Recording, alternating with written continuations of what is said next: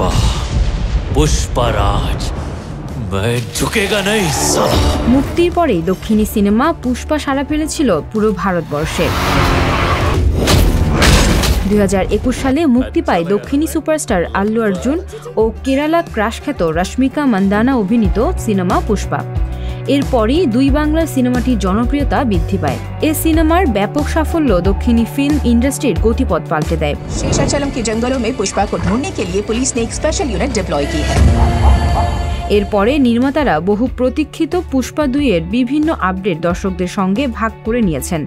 ছবির শেয়ার করা একটি বিশেষ ভিডিওর পর এবার পুষ্পার প্রধান অভিনেতা আল্লু অর্জুন নিজের একটি পোস্টার শেয়ার করেছেন।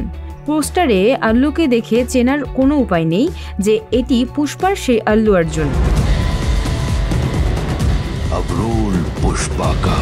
আল্লু অর্জুনের ভেরিফাইড ইনস্টাগ্রাম অ্যাকাউন্টে পোস্টারটি শেয়ার করে এই অভিনেতা লেখেন #পুষ্পা2 দ্য রুল বিগেন্স।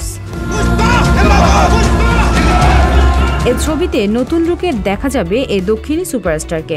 আল্লুর শেয়ার করা ছবিতে তাকে দেখা যায় শাড়ি গহনাতে মোড়ানো, তার গলায় রয়েছে লেবুর ও ফুলের মালা। একই সঙ্গে মুখের রং সম্পূর্ণ অচেনা করে তুলেছে তার লুক এবং তার হাতে একটি বন্দুক ধরে থাকতে দেখা যায়।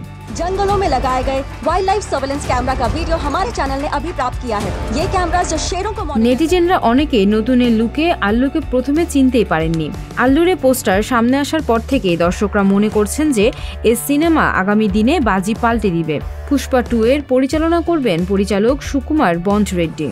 लेकिन जब शेर ही 2 कदम पीछे ले तो समझो पुष्पा आया। সামিয়া বিন্দু, সংবাদ প্রকাশ, ডেস্ক। पुष्पा को कुछ नहीं हुआ, पुष्पा जिंदा है।